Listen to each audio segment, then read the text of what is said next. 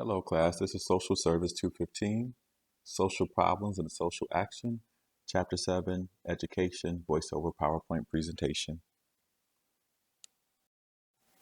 So inequalities of our education system. Civil rights movement showed that educational systems did not provide equitable education to all Americans. Counterculture movements highlighted a deadly authoritarian, and oppressive nature of schools, while from international prominence led to emphasis on test scores and schooling. Educational achievement and the decline of basic skills, illiteracy problem in the United States. There's achievement gaps, so see figure 7.1, and gaps in educational attainment, 7.3, figure 7.3, 7.4, and 7.5. Here's figure 7.1. Please review. 7.3, racial gaps in high school graduation from 2016 to 2017. 7.4. 7.5. So, U.S. education system, a brief history. Education in the United States loosely organized prior to the 1830s. We have the Common School movement began in the 1830s.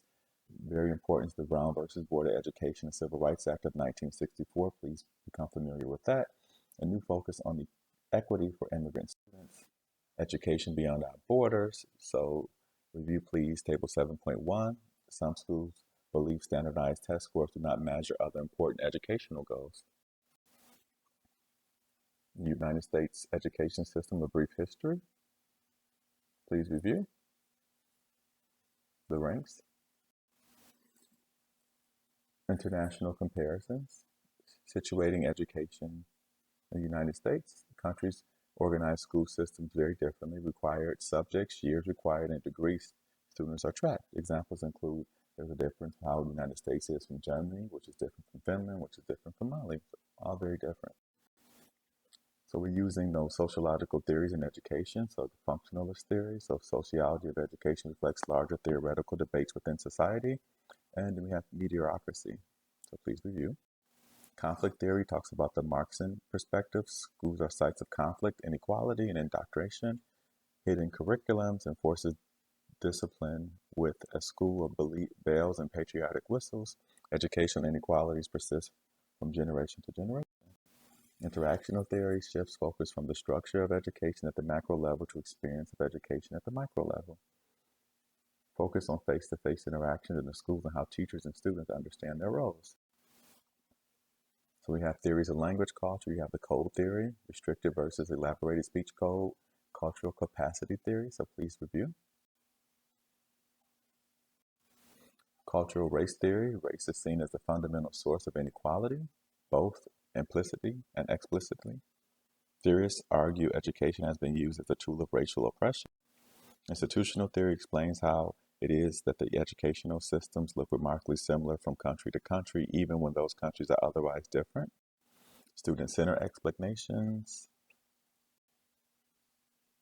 look at micro-level factors outside the school environment. A source of educational inequalities include students' families, neighborhoods, peer groups.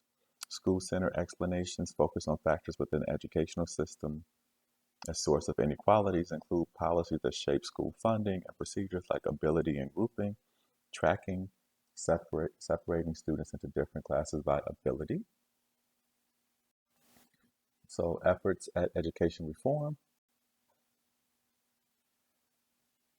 So school choice, belief that gives parents more choice as to which school to send their children will improve educational outcomes. And we talk about the charter school versus the traditional public school. And we talk about school voucher programs. Large structural issues, school-based reform like school choice and teachers' quality can accomplish only so much without attention to issues and larger structural inequalities. So then efforts on school finance. Thank you.